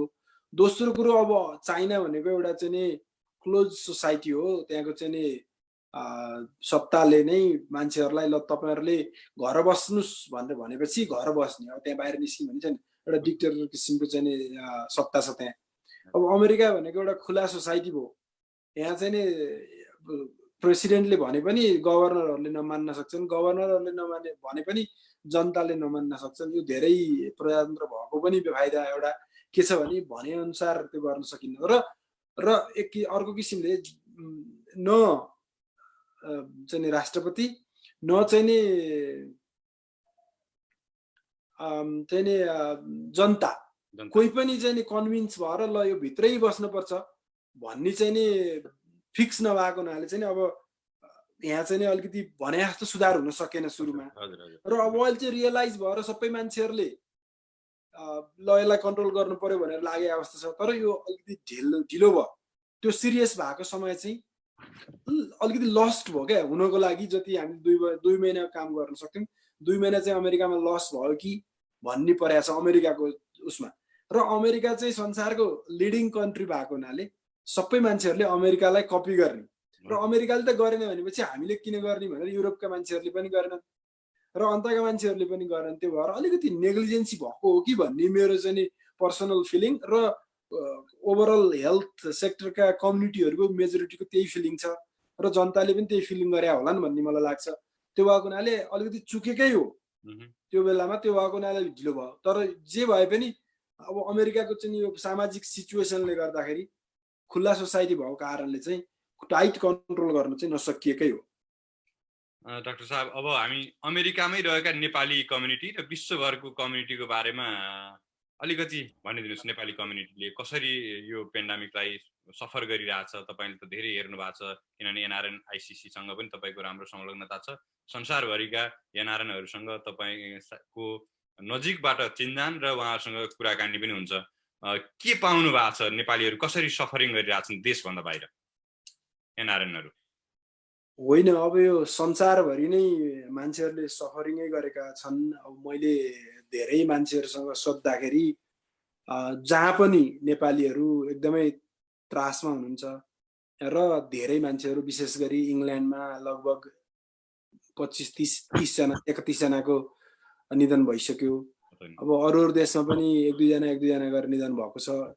नेपाली समुदायलाई यसले असर गरेको छ र विशेष गरी अब मलाई चाहिँ नि संसारभरिका का मान्छेहरूले फोन गरेर ल यस्तो छ के गर्ने होला भनेर सोध्नुहुन्छ। उहाँहरूलाई मैले जहिले पनि भन्ने गरेको छु, तपाईँहरूको अरू कुनै प्रि एक्जिस्टिङ कन्डिसन छैन भने घरमा बस्नु होला, चिन्ता नलिनुहोस्। आधा रोग चाहिँ चिन्ता नलिँदा पनि घट्छ, तपाईँहरूको इम्युनिटी बढ्छ रोगसँग लड्न सक्ने। त्यो भएको हुनाले चिन्ता नलिनुहोस्, तपाईँ ठिक हुन्छ। तपाईँ श्वास प्रश्वासमा गाह्रो भयो अथवा ओठ मुखहरू निलो हुन थाले, हातका टुप्पा औँलाका टुप्पाहरू निलो हुन थाले भने चाहिँ डाक्टर कहाँ जानुहोस्। अथवा तपाईँलाई कुनै एउटा चाहिँ प्रि एक्जिस्टिङ यो चिजलाई एकपल्ट फेरि भनिदिनुहोस् डाक्टर साहब, फेरि भनिदिनुहोस्। होइन, मैले भन्न खोजेको के भने यदि संसारभरिका मान्छेहरूले फोन गर्दाखेरि मैले के भन्छु भने तपाईँहरूको चाहिँ एउटा कुनै एउटा पहिला रोग छ, प्रि एक्जिस्टिङ कन्डिसन भन्छौँ, के अरे डायबिटिज अनकन्ट्रोल छ, अथवा चाहिँ किडनी फेलियर भएर डायलिसिसमा हुनुहुन्छ, क्यान्सर भएर किमोथेरापीमा हुनुहुन्छ, अब चाहिँ स्मोकिङ गर्नुहुन्छ, अथवा आजमा सिओपिडीहरू छ, हार्ट फेलियरहरू छ, हार्ट एट्याकहरू भएको छ, अथवा लिभर फेलियर भएको छ, यस्तो कन्डिसनहरू छ भने चाहिँ तपाईँ चाहिँ नि सावधानी अपनाउनुहोस्। तपाईँलाई चाहिँ यो रोगले साह्रो पार्न सक्छ। छैन भने चाहिँ तपाईँहरू घरमा बस्नुहोस् र आराम गर्नुहोस्, पानीहरू खानुहोस्, प्रशस्त प्रोटिनयुक्त खानेकुराहरू खानुहोस्, चिन्ता नलिनुहोस्। चिन्ता लिनु भएन भने पनि तपाईँको रोग चाहिँ आधा घट्छ र तपाईँले चाहिँ नि रोगसँग लड्न सक्ने क्षमता बढ्छ। त्यो भएको हुनाले हामीले चाहिँ नेपाली कम्युनिटीहरूलाई धेरैलाई हातका औँला निलो हुने के पनि भन्नुभएको थियो, मलाई त्यो जोड्नु मन लाग्यो। पहिला चाहिँ आँखा सुन्नुहोस् न, अब सास फेर्न गाह्रो हुने, ओठ भने ओठ निलो हुन्छ, त्यसमा चाहिँ अक्सिजन कम भयो भने ब्लड कम हुन्छ र ओठ निलो हुन्छ। त्यस पछाडि चाहिँ हातका औँलाहरू चाहिँ निलो हुन सक्छन्। त्यस्तो किसिमको अवस्था देख्नुभयो भने त्यो चाहिँ एकदमै इमर्जेन्सी भयो। त्यो भनेको चाहिँ सिरियस कन्डिसन भयो। त्यो चाहिँ कसैलाई फोन गर्ने 911 कल गर्ने हो कि अथवा के कल गरेर हस्पिटलको इमर्जेन्सी तुरुन्त जानु पर्यो। होइन भने अरू कन्डिसनहरूमा चाहिँ तपाईँ चाहिँ घरमै बस्नुहोस्। आफ्नो चाहिँ मैले अघि भने यसलाई चाहिँ विल पावरलाई स्ट्रङ बनाउनुहोस्, पानीहरू प्रशस्त खानुहोस्, टालनोलहरू खानुहोस्, सिटामोलहरू खानुहोस्, अथवा ब्रुफेनहरू खानुहोस् र चाहिँ प्रोटिनयुक्त खानेकुराहरू खाएर घरमै बस्नुहोस् भनेर मैले भन्ने गरेको छु। र त्यो गरेर धेरै अरू देशका पनि थुप्रै साथीहरूले फोन गरेको, उहाँहरू चाहिँ निको भएर चाहिँ अब धेरै ठाउँमा धेरै साथीहरू निको भइसक्यो लगभग। मैले त्यही भएर अन्दाजमा, अब यो चाहिँ कुनै डाटाको आधारमा होइन कि मान्छेहरूलाई भनेको र कुरा गरेको सुनेको आधारमा, संसारभरिका त्यो चाहिँ टेस्ट गरेर पोजिटिभ भएका मात्रै भने होइन कि टेस्ट नगरेका पनि चाहिँ धेरै मान्छेहरू घरमा छन् र निको भइसकेका छ। त्यो गर्दाखेरि 50% को हाराहारीमा पुग्नुपर्छ यो चाहिँ रोग तल झर्नका लागि। र अब अहिले चाहिँ बिस्तारै यसको बिरामीको सङ्ख्या र मर्नेहरूको सङ्ख्या कम भएको देख्दाखेरि 50% को हाराहारीमा पुग्न लागेछ कि भन्ने चाहिँ अनुमान गरिएको छ। त्यो एउटा मनोबल भन्ने त हजुरले अघि नैदेखि भनिरहनु भएको छ। सबभन्दा यसको मुख्य औषधि मनोबल। त्यसको आधा औषधि भनौँ न, मुख्य औषधि त भन्नु भएन, आधा औषधि त्यो पनि हो। आधा औषधि। हजुर। नेपालको कुरा गरौँ न त, सिङ्गो देशको। नेपालमा धेरै पछि गयो, चाइनाबाट नेपालसम्म पुग्न धेरै समय लाग्यो। त्यो पनि अरू देशबाट प्लेनबाट गयो होइन, र इन्डियातिरबाट आयो। हजुरलाई नेपालको टिचिङ हस्पिटलमा पढेको, त्यहाँ डक्टरै भएर काम गरेको पनि अनुभव छ। नेपालको सरकारी संयन्त्रसित पनि नजिक जानकार हुनुहुन्छ। नेपालको अहिलेको अवस्था के हो, किन नेपालमा पछि गयो होइन, त्यसपछि अब के हुँदैछ? होइन, अब नेपाल चाहिँ विशेष गरी अब भाग्यमानी देशै भन्नुपर्छ। हामी चाहिँ नेपालका मान्छेहरू ठुलो धुवा इन्फेक्सनहरूबाट लडेर त्यसबाट पार भइसकेका रहेछौँ क्या। र यो यत्रो रोग लाग्दाखेरि पनि धेरै चाहिँ लागेन। तर धेरै लागेन भनेर अब यो रोगको चाहिँ फेजको के हुन्छ भने एउटा चाहिँ केस आइसोलेसनको एउटा चाहिँ आइडेन्टिफिकेसनको फेज हुन्छ। त्यस पछाडि लोकल स्प्रेड भन्छौँ, त्यस पछाडि चाहिँ कम्युनिटी स्प्रेड हुन्छ, अनि त्यस पछाडि संसारभरि त्यो देशभरि छरिने हुन्छ। त्यो चाहिँ इन्डेमिक, त्यसको चाहिँ आउटब्रेक हुन्छ भने अब नेपालमा चाहिँ बाहिरबाट गएको मान्छेहरूलाई देखियो र एक दुईजना चाहिँ दुई चारजना चाहिँ नेपालमै भएका मान्छेहरूलाई देखियो भनेपछि लोकल स्प्रेड भइसकेको छ। अब यो नेपालको चाहिँ हामीले पत्ता लगाए पनि नलाए पनि धेरै ठाउँमा देखिया हुनाले कम्युनिटी स्प्रेड पनि छ। तर नेपालको चाहिँ लाइफस्टाइल, खानपिन र बडीको क्षमता, यो लड्ने क्षमताको आधारमा चाहिँ विशेष कम्पेरिटिभली तुलनात्मक हिसाबले संसारका अरू मान्छेहरूभन्दा अलिकति इम्युनिटी क्षमता चाहिँ बढी नै रहेछ कि भन्ने देखिया छ। त्यो भन्दैमा हामीले चाहिँ अब अहिले चाहिँ 49वटा केस देखिया छ, भोलि चाहिँ नि धेरै मान्छेलाई देखिँदैन भन्ने ग्यारेन्टी पनि छैन। अब अहिले चाहिँ नि 20-30 हजार मान्छेलाई टेस्ट भएको होला। अब भोलि चाहिँ नि धेरै मान्छेलाई टेस्ट हुँदाखेरि बढी देखिन पनि सक्छ र पछि अब अहिले चाहिँ नि पहिला चाइनामा देखियो, अहिले अमेरिकामा देखिया छ, युरोपतिर देखिया छ भने भोलि नेपालमा नजाला भन्न पनि सकिन्न। तर त्यो कुनै पनि आउटब्रेक अथवा यस्तो किसिमको चाहिँ सरुवा रोगको चाहिँ नि पत्ता लगाएर यसलाई कन्ट्रोल गर्नका लागि चाहिँ टेस्ट गर्नुपर्छ। टेस्ट WHO ले पनि त्यही भनेको छ र अरू देशमा पनि त्यही भनेका छन्। नेपालमा चाहिँ टेस्ट गर्नु पर्यो। टेस्ट गरेर पत्ता लागेका मान्छेहरूलाई चाहिँ नि जो मान्छे पोजिटिभ छन् तिनका चाहिँ कन्ट्याक्टहरू जो मान्छे त्यो नजिक परेको थियो तिनीहरूलाई चाहिँ ट्रेसिङ गर्नु पर्यो। ट्रेस गरेर पत्ता लगाउनु पर्यो कहाँ कहाँ छन्, कहाँ कहाँ गएका छन्। अनि ती मान्छेहरूलाई पत्ता लगाएर उनीहरूलाई ट्रिटमेन्ट गर्नु पर्यो। रोग लागेको मान्छेलाई नि गर्नु पर्यो, कन्ट्याक्टबाट भेटिएका मान्छेहरूलाई पनि रोग लागेको छ भने ट्रिटमेन्ट गर्नु पर्यो। अब उनीहरूलाई रोग लागेको छैन, भेटिएको छ भने आइसोलेसन र क्वारेन्टाइनमा राख्नु पर्यो। त्यो चाहिँ नेपालमा गर्नु पर्यो। त्यस पछाडि अघि मैले बोर्डरको कुरा गरेको थिएँ, बोर्डर पनि बन्द गर्नुपर्छ अथवा बोर्डरमा टाइट गर्नु पर्यो। मान्छेलाई हिँडडुल गर्नु दिनु भएन। अहिले पनि नेपालमा चाहिँ सरकारले हिँडडुल गर्नु नदिएर राम्रै काम गरेको छ, तर पनि त्यसको चाहिँ अब पूर्ण रूपमा पालना त भएको जस्तो देखिएन। तर पनि धेरै हदसम्म त्यसले राम्रै गरेको छ। अब अर्को कुरा चाहिँ जनतालाई के भन्नु पर्यो नेपालमा भने हामीसँग इनफ टेस्टिङ किट पनि छ र त्यो रिलायबल पनि छ, भरपर्दो पनि छ र त्योबाट पत्ता लाग्यो भने तपाईँहरूलाई उपचार गर्ने अथवा चाहिँ हस्पिटलमा राख्ने क्षमता पनि हामीसँग छ। हामी गर्छौँ भनेर जनतालाई पहिला रोगको बारेमा जानकारी दिने, त्यस पछाडि त्यो भयो भने हामी गर्न सक्यौँ भने एस्योर पनि गर्नु पर्यो, आश्वस्त पनि पार्नु पर्यो। त्यति मात्रै भएर हुँदैन, त्यहाँ काम गर्ने। यहीँनिर डाक्टर साहब जस्तो अहिले नेपालमा त मैले चिनेका 10-20 जना डाक्टरहरू हुनुहुन्छ, उहाँसँग कुरा हुन्छ, धेरै कुरा मैले बुझाएको छु। हजुरको त पक्कै डाक्टरकै मात्रै सञ्जाल छ। नेपालको अवस्था अहिले के देख्नु भएको छ? सरकारी लेभलबाट कस्तो काम भएको छ? मैले भन्न खोज्दै थिएँ क्या त्यसमा। अब सबभन्दा पहिला टेस्टिङ आवश्यक मात्रामा हुन सकेको छैन, पहिलो कुरो।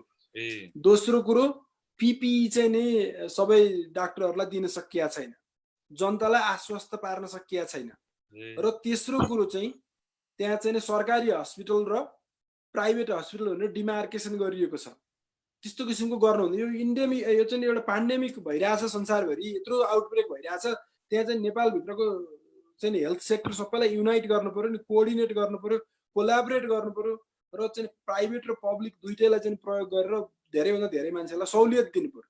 डाक्टरहरूलाई चाहिँ नि अथवा चाहिँ स्वास्थ्य कर्मीहरूलाई चाहिँ नि पिपिईहरूको व्यवस्था गरिदिनु पर्यो। अब चाहिँ प्राइभेट हस्पिटलमा पनि प्राइभेट हस्पिटलले पैसा तिर्लान् अथवा चाहिँ कसरी खोजेर उनीहरूलाई खोज्न सहयोग गरिदिनु पर्यो सरकारले चाहिँ एउटा अभिभावकको भूमिका निर्वाह गरेर प्राइभेट पब्लिक सबैलाई कोअर्डिनेट गरेर जनतालाई आश्वस्त पारेर टेस्ट गरेर ट्रेसिङ गरेर कन्ट्याक्ट पत्ता लगाएर ट्रिटमेन्ट गरेर गर्नुपर्यो। त्यो हुनुपर्ने जति भइसकेको छैन र चाहिँ हस्पिटलमा कोरोनाको बिरामी आयो अरे भनेपछि भागाभागको अवस्था छ। किन त भन्दा पिपिई छैन, नलेज छैन, त्यस पछाडि चाहिँ इन्सेन्टिभ छैन, एस्युरेन्स छैन। ती किसिमको कुराहरू चाहिँ सरकारले गर्नुपर्छ र जति गर्नुपर्ने हो त्यो भइरहेको छैन। त्यो चाहिँ गर्यो भने नेपालमा चाहिँ अझै इफेक्टिभली चाहिँ कोरोनाको विरुद्धमा कन्ट्रोल मान्छेहरूलाई परिचालन गर्न सकिन्छ। र भनेपछि हामीले बाहिर सुने जस्तो नेपाल सरकारले त हामी सबै गरिसकेका छौँ, यति हजार बेडहरू बनाइसकेका छ हरेक प्रदेशहरूमा भनेर भनेको यो कुरा चाहिँ नि त्यो त्यति सत्य छैन त्यसको अगाडि होइन। अब सरकारले बनाएर क्लेम गरेको कुरालाई मैले असत्य भन्नु मिल्दैन, तर अहिलेसम्मको लक्षण हेर्दाखेरि त्यस्तो देखिएको छैन। ती हस्पिटलहरू पनि डाक्टरहरूले त्यहाँको डाक्टरहरू स्वास्थ्य कर्मीहरूले भनेको आधारमा चाहिँ मलाई त्यो कुरो पूर्ण सत्य होइन जस्तो लाग्छ। भनेपछि नेपालको सरकारले नै अझै काम गर्न बाँकी छ भन्ने यहाँ नेपालका स्वास्थ्य कर्मीहरूसँग तपाईँको अनुरोध अथवा सुझाव तपाईँले दिने के हुन सक्छ? होइन, मैले स्वास्थ्य कर्मीहरूसँग कुरा गरिरहेको छु। उहाँहरू पनि अब यो कोरोना आउँछ कि आउँदैन, के हुन्छ भनेर एकदम क्युरियस भएर हेरिराख्नु भएको छ। उहाँहरूको डर चिन्ता के छ भने हामीसँग आवश्यक मात्रामा पिपिईहरू छैन। हामीले चाहिँ कतिले चाहिँ नेपालमै कपडाको सिलाएर पनि पिपिई बनाएर गाउनहरू बनाएर राखेका छौँ त्यो तयारीको लागि। तर 50-60-100 सेट मात्रै छ प्रत्येक हस्पिटलमा भन्ने उहाँहरूको कुराहरू छ। अब एकदमै आउटब्रेक भएर आयो भने त्यो क्षमता धान्न सक्ने क्षमता हामीसँग छैन। सरकारले चाहिँ तयारी गरेका छैन। अब हामी चाहिँ एकदमै डेन्जर अवस्थामा छौँ भन्ने किसिमको उहाँहरूले मलाई आशा व्यक्त गर्नुहुन्छ। तर प्रत्येक हस्पिटलले कमसेकम आफ्नो चाहिँ इमर्जेन्सी तयारीका लागि 100-200 सेट चाहिँ त्यही नेपालमै फेरि रियुज गर्न मिल्ने कपडाका चाहिँ पिपीहरू बनाएर तयारी गरेको अवस्था चाहिँ मलाई अवगत भएको छ। नेपाली जनता, नेपालमा बस्ने नेपालीहरूलाई एउटा अमेरिकाको एउटा भनौँ न प्रसिद्ध डाक्टर अथवा यहाँको अनुभवी यो अहिले पेन्डामिकलाई नजिकबाट हेरेको एउटा डाक्टरका हिसाबले जनतालाई के फेरि पनि अब धेरै कुराहरू भनिसक्नु भएको छ, त्यसलाई दोहोऱ्याउनु पर्दैन। नेपालमा कुनै अलि फरक चिजहरू गर्न सक्छन् जनताले? होइन, अब नेपालमा अहिलेसम्म जनताले गरेको कुरा त मैले राम्रै देखाएको छु। हजुर, किनभने लकडाउनमा मेरो फ्यामिलीहरूदेखि फ्रेन्डहरूदेखि लिएर धेरै मान्छेहरूसँग कुरा हुन्छ। लकडाउन चाहिँ अन्त संसारमा अरू देशहरूभन्दा इफेक्टिभली भएको छ र तपाईँहरू चाहिँ जो जति हुनुहुन्छ नआत्तिकन बस्नुहोस्। अझै 2-4 हप्ता कति हुन्छ त्यहाँको चाहिँ सिचुएसन हेरेर। तर यसको यो रोगलाई जित्ने एउटा मात्रै उपाय चाहिँ इन्फेक्सनको चेनलाई चाहिँ ब्रेक गर्ने हो। इन्फेक्सनको चेनमा चाहिँ नि होस्ट इन्भाइरोमेन्ट र यो चाहिँ नि अर्गानिजम हुन्छ। अर्गानिजम र होस्टमा जान नदिने एउटा चेन चाहिँ ब्रेक गरियो भने त्यसले चाहिँ नि राम्रो चाहिँ परिणाम दिन्छ। तपाईँहरू घर बसेर एकदम दुःख काट्नु भएको छ, तर अझै घर बस्नुहोस् सरकारले भनेको अथवा त्यहाँको चाहिँ स्वास्थ्य कर्मीहरूको सल्लाह अनुसार। र अब छिटै चाहिँ यो रोग नियन्त्रणमा आउँछ र बिस्तारै यसको सङ्ख्या घट्छ। तर अझै 1-2 हप्ता, कमसेकम 2-3 हप्ता चाहिँ लाग्न सक्छ। त्यो बेलासम्मको लागि घरमा बस्ने, चाहिँ सोसल डिस्टेन्सिङको चाहिँ कुराहरू अपनाउने, मास्क र चाहिँ ग्लोभ्सहरू लगाउने, त्यति गरियो भने हामी जित्न सकिन्छ। यसको औषधि पनि छैन, भ्याक्सिन पनि छैन। त्यो भएको हुनाले अहिलेको लागि त्यही नै रोकथामको उपाय नै महत्त्वपूर्ण हुन्छ। तपाईँहरूले जे गरिराख्नु भएको छ त्यसलाई चाहिँ कन्टिन्यू गर्नुहोस् र धैर्य धारण गर्नुहोस्, नआत्तिनुहोस्, नअत्याउनुहोस् भन्न चाहन्छु। डाक्टर साहब, मसँग अब 2वटा प्रश्न र अहिले तपाईँ जोग संजोग कार्यक्रम हेर्दै हुनुहुन्छ नेप्लिज डायस्पोराबाट। अहिले हामी अमेरिकाबाट बोलिरहेका छौँ। Thank you. डाक्टर साहब, अब एनआरएनतिर जाउँ। मसँग जम्मा 2वटा क्वेसन छन् एनआरएनका। अहिले एनआरएनका धेरै साथीहरू पीडामा पनि हुनुहुन्छ। हामी यो औषधि उपचार रोगको मात्रै छोडिदिउँ, जागिर गएको छ अरबका धेरै साथीहरूको, नेपाल जान पनि पाउनु भएको अवस्था छैन। उहाँहरूलाई तपाईँले कसरी हेर्नु भएको छ? होइन, मैले त एकदमै अस्ति पहिलाका प्रोग्रामहरू पनि भनेको छु। नेपाल सरकारले विदेशमा बसेका जो नेपाली दाजुभाइ दिदीबहिनीहरू हुनुहुन्छ उहाँहरू नेपाल फर्किन चाहनुहुन्छ भने उहाँहरूलाई यथाशीघ्र नेपाल फर्कन सक्ने वातावरण बनाउनुपर्छ। त्यो सरकारको दायित्व हो। नेपाली नागरिकलाई सुरक्षा गर्नु अथवा उनीहरूलाई दुःख पर्दाखेरि सहयोग गर्नु सरकारको दायित्व हो र त्यो चाहिँ नि म आजको कार्यक्रम मार्फत पनि माग गर्न चाहन्छु। पहिलो कुरा। दोस्रो कुरा, एनआरएनका प्रत्येक चाहिँ शाखाहरूले, प्रत्येक एनसिसीहरूले त्यसमा अत्यन्त राम्रोसँग काम गर्नुभएको छ। त उहाँहरू सम्पूर्ण एनसिसीका साथीहरूलाई म धन्यवाद दिन चाहन्छु, आभार व्यक्त गर्न चाहन्छु। तपाईँहरूले अत्यन्त राम्रोसँग काम गर्नुभयो। तपाईँहरू चाहिँ नि हामी सबैको धन्यवादको पात्र हुनुहुन्छ र यसलाई चाहिँ अझै इफेक्टिभली बनाउनको लागि एनआरएन मुभमेन्टमा लागेको एउटा मेम्बरको हैसियतले मैले कहाँ के गर्नुपर्छ म जहिले पनि रेडी छु। र चाहिँ नि यो विदेशमा बसेका, विशेष गरी यो मध्यपूर्वमा बसेका देशहरूका चाहिँ काम गर्ने साथीहरू जसले चाहिँ जागिर गएको छ र चाहिँ हसिलोमा हुनुहुन्छ, उहाँहरूलाई एनआरएनको मार्फत केही हामीले सहयोग गर्नुपर्ने छ भने आइसिसीले पनि सहयोग गरोस् र गरिराखेको होला भन्ने म चाहन्छु। र एनसिसी त्यहाँका साथीहरूसँग कन्ट्याक्ट हुँदाखेरि उहाँहरूले एकदमै राम्रोसँग काम गर्नुभएको छ। तपाईँहरूलाई सहयोग गर्न चाहिँ एनसिसीले सकेन र तपाईँहरूलाई चाहिँ त्यहाँ हसिलो पर्यो भने अरू एनसिसीहरूलाई पनि रिच आउट गर्नुहोस् अथवा आइसिसीलाई रिच आउट गर्नुहोस्। त्यसबाट मैले के गर्न सक्ने भयो भने म पनि गर्न तयार छु। र तपाईँहरू नेपाल तुरुन्त जान पाउनुपर्छ र तपाईँहरूको चाहिँ यो इन्फेक्सन कन्ट्रोल भइसकेपछि फेरि तपाईँहरूको जागिर ग्यारेन्टी गर्नका लागि नेपाल सरकार र एनआरएनले चाहिँ मिलेर काम गर्नुपर्छ भन्ने कुरामा चाहिँ म चाहिँ तपाईँहरूसँग त्यो चाहिँ प्रतिबद्धता जनाउन चाहन्छु एनआरएन तर्फबाट। र अर्को कुरा चाहिँ डाक्टर साहब, तर सरकारले त जहाँ छौ त्यहीँ बस, हामी ल्याउन पनि सक्दैनौँ, यहाँ आउनु भनेको फेरि अरू रोग ल्याउनु हो, नेपाल असुरक्षित हुन्छ भने त्यहाँ नागरिकले सरकारले भनेको अवस्था छ। त्यही त अब अहिलेको चाहिँ आइसिसीको नेतृत्वले त्यो बारेमा बुलन्द आवाज उठाउनु पर्ने हो। त्यो इफेक्टिभली उठाएको देखिया छैन। उहाँले कुरा त गरिराख्नु भएको भन्ने चाहिँ न्युजहरूमा आइरहेको छ, तर त्यसको परिणाम आइसकेका छैन। उहाँहरू जो नेतृत्वमा हुनुहुन्छ उहाँ साथीहरूलाई उहाँहरूले चाहिँ स्ट्रङली काम गर्नुहोस् र नेपाल सरकारसँग सहकार्य गरेर नेपाल सरकारलाई प्रेसर दिएर त्यो चाहिँ तुरुन्त गर्ने वातावरण बनाउनुपर्छ भन्ने कुरो चाहिँ मेरो व्यक्तिगत तर्फबाट अनुरोध गर्न चाहन्छु र उहाँहरूलाई चाहिँ नि त्यो गर्ने शक्ति मिलोस् भन्ने पनि म चाहन्छु। र अर्को कुरा चाहिँ नेपालमा विभिन्न चाहिँ नि सरकारका अथवा प्रतिपक्षका सांसद अथवा चाहिँ नि नेताहरूसँग कुरा गर्दाखेरि पनि उहाँहरूले बरु चाहिँ हामी नेपालमै पनि धेरै किसिमको चाहिँ संयन्त्र स्थापना गरेर विदेशमा गएका नेपालीहरूलाई नेपालमै रिटेन गर्ने हो कि भन्ने किसिमको कुराहरू नि गर्नुभएको छ। तर अहिलेसम्म त्यस्तो किसिमको केही ठोस उहाँहरूले कार्यक्रम ल्याएको चाहिँ मैले देखाएको छैन। र विदेशमा गएका मान्छेहरूलाई रिभर्स माइग्रेसनका मार्फत नेपालमा रिटेन गर्ने चाहिँ बेस्ट अप्सन हो। नेपाल सरकारले प्रतिपक्षीहरूले यसको सदुपयोग गरून् र एनआरएन त्यसमा चाहिँ नि सहभागी हुनुपर्छ भने एनआरएनले पनि एनआरएन नेतृत्व पनि त्यसमा चाहिँ नि सहयोग गर्नुपर्छ भन्ने मेरो। अब यहीँनिर डाक्टर साहब धेरै कुरा आयो। अब एनआरएनको पनि अलिकति भनिसक्नु आइसिसीको बारेमा। आइसिसीले बुलन्द आवाज निकाल्न पर्छ भन्नुभयो, निकालेको छैन। किन आइसिसीको कामलाई हजुरले कसरी हेर्नु भएको छ अहिले? होइन, अब आइसिसीले हामीले सोचे जति र 60 लाख एनआरएनहरूले जुन भावना लिएर उहाँहरूलाई चाहिँ नेतृत्व पठाएको थियो त्यो जस्तो भएको छैन भन्ने चाहिँ मान्छेहरूलाई जनमानसमा परेको छ। र उहाँहरूले गर्नुभएको होला तर त्यो गरेको कुरा प्रचारमा आएको पनि देखिया छैन। र उहाँहरूले नेपाल सरकारसँग सहकार्य गरेर नेपाल सरकारसँग पछाडि मात्रै लाग्ने होइन कि परेका बेला नेपाल सरकारलाई च्यालेन्ज अथवा चाहिँ नि नेपाल सरकारलाई एउटा कन्भिन्स गर्ने क्षमता पनि उहाँहरूसँग हुनु पर्यो र त्यो चाहिँ अहिलेसम्म देखिया छैन भन्ने चाहिँ सबैलाई परेको छ। हस् डाक्टर साहब, लगभग मेरो प्रश्नहरू सकियो। धेरै विषयमा आज हामी छलफल गऱ्यौँ। तपाईँलाई केही विषय छुट्यो जस्तो लाग्छ, तपाईँलाई केही जोड्न मन लाग्छ भने 1 मिनट लिन सक्नुहुन्छ। अब एनआरएनले प्रत्येक एनसिसीहरूले एकदमै राम्रोसँग काम गरिरहेका छन्। आइसिसीले पनि काम गर्न खोजेको छ तर सोचे मैले जनताहरूले अथवा एनआरएनहरूले सोचे जति काम गरेका छैन भन्ने परेको छ।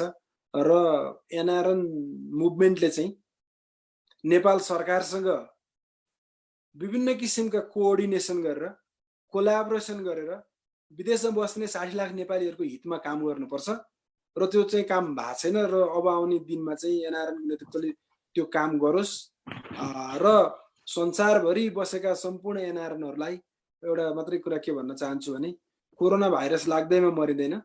कोरोना लागेका 80% मान्छेहरूलाई घरमै निको हुन्छ, 15%लाई हामी हस्पिटल जानुपर्ने हुनसक्छ र बाँकी 5% आइसियुमा जाने र जो आफ्नो जीवनलाई जोखिममा पर्छ उहाँहरूको।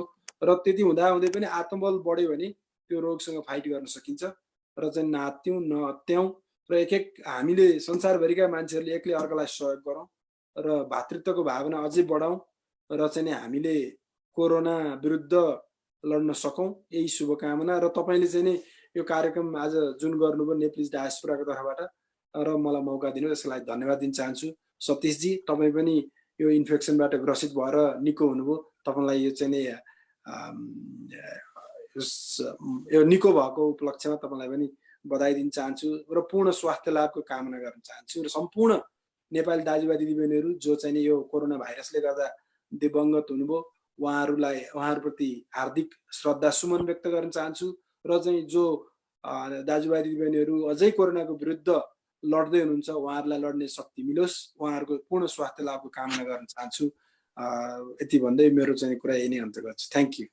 धन्यवाद डाक्टर साहब। हामीले धेरै कुराहरू गऱ्यौँ। अब हामीसँग भन्न बाँकी र सोध्न बाँकी पनि खासै धेरै कुराहरू छैन। डाक्टर केशव पौडेलजी, यहाँको एकदम महत्त्वपूर्ण समय र सारगर्भित र एकदम ओजिला उत्तरहरूप्रति म हार्दिक आभार व्यक्त गर्न चाहन्छु। यहाँको सेवालाई हामी नेपालीहरूले सधैँ सलाम गर्नेछौँ। यहाँले जुन देखाउनु भएको छ त्यो अभूतपूर्व छ र अनुकरणीय छ भन्न चाहन्छु म। यति भन्दै आजको कार्यक्रम जोग संजोग म यहीँ सकिएको जानकारी गराउँछु र एकपटक फेरि म रेडियो एनआरएनलाई म हार्दिक धन्यवाद दिन चाहन्छु। यो कार्यक्रम नेपालभरि प्रसारण गरिदिनु हुनेछ र मलाई यो कार्यक्रम बनाउनलाई सहयोग गर्ने शिव मल्ल मेरो मित्रलाई पनि हार्दिक धन्यवाद दिन्छु। बाल्टिमोर खबर, अमेरिकी सहयोगी साझा सञ्जाल र लगायतका फेसबुक पेजहरूले यसलाई साभार गरिदिनु हुनेछ, उहाँहरूलाई पनि म धन्यवाद दिँदै आजको कार्यक्रम यहीँ सकिएको जानकारी गराउँछु। धन्यवाद, नमस्कार। हस्, थ्याङ्क यू।